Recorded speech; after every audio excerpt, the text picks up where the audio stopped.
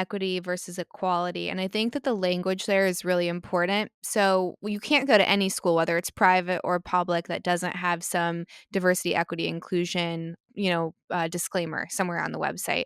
And I used to, in the very beginning as a new parent, was terrified because I don't support the traditional definition of any of those things. Like what not maybe not traditional, I should say like the sneaky definitions of those things. And I know that it can kind of be insidious in the way that they teach kids. And I've seen all these videos and it's separating kids based off of skin color. And I'm just like, no, no, no, no, no. I don't want any part of that. And it was my understanding that everyone knew what these definitions were. So I just thought everyone that supported it was out of their mind. And then what I came to realize is even a lot of the educators aren't in agreement as to what these things mean. So, can you break down to the listeners what is the difference between equality and equity? Yeah, and this is also an important point with regard to the Great Reset, because when a lot of people who know just little bits about the Great Reset, they think big government, you'll own nothing and be happy. They don't always recognize they're also talking about equity and this kind of social movement that could be very toxic. So equity has come to mean equal outcomes. So that means if someone, let's say, performs better than another person due to that individual's merit and hard work, well, that's not okay, Candice. We're going to need to take something away from you, even though you performed better, because we need to support this other person who didn't do as well. And we're being so compassionate to that other person. And what people fail to recognize often is that it's like a selective compassion. So we're going to be compassionate toward someone, but we're not being compassionate toward Candice, who worked really hard to achieve that thing. And you could end Mhm. up with some very nefarious possibilities of doing horrible things to individuals to create that equality of outcome.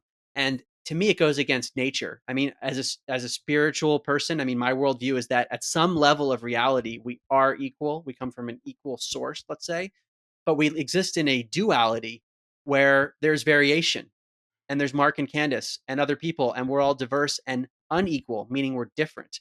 So this movement toward equality, this is even sometimes people use the word equality to get there, is that you shouldn't be different at all. And that's pretty dangerous because it goes against nature and maybe even against the spiritual diversity that we're supposed to have. So, like on one hand, you can understand where people are coming from, that they don't want, that they're concerned about people who might be underprivileged, but then it's warped and brought into this equity, equality version of reality where you can end up doing horrible things to people.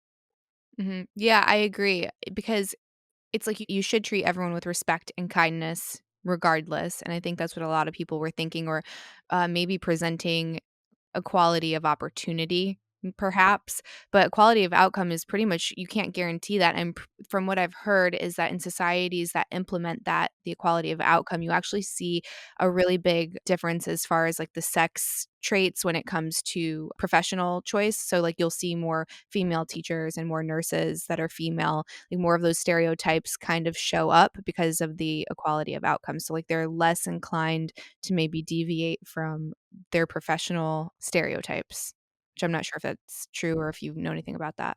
Well, my sense is that there are like lots of negative side effects basically if you try to impose this on people when people are actually diverse and you want to make them all the same.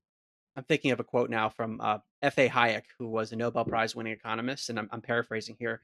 And he's like, look, given the fact that we are all different, if you wanted to make everyone equal, then you'd have to treat them unequally. So Mm.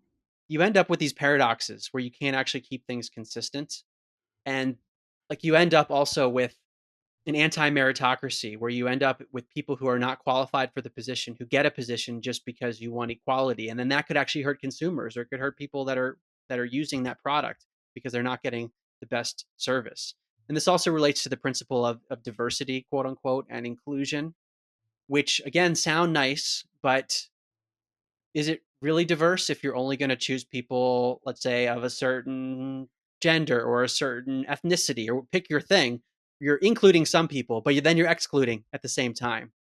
So it's like you end up with aspects that are beneficial, but then it turns into something dark. Mhm. Yeah, the diversity one's interesting too because I'm like, "Well, diverse in what?" We had to fill out this survey for our kids' school, and it was like a belonging survey, which is really interesting to me in general because what is belonging and whose job is belonging. I'm of the school of thought that belonging is an inside job, and that is such a powerful tool if you can cultivate that sense of belonging internally, not have it be so easily shattered by the external, whether someone calls you a name or is mean to you, doesn't let you sit with them, whatever it is. Obviously, all of those things suck, and I think every kid, at least in, the millennial generation, has been bullied to some extent, and that's not great. But if I had cultivated tools to feel secure, confident, and belonging within myself, I would have been able to handle those pressures a lot more easily. And that's a lot, I think, more convenient and responsible, is to train the individual rather than try to like bend society to get rid of all of the thorns.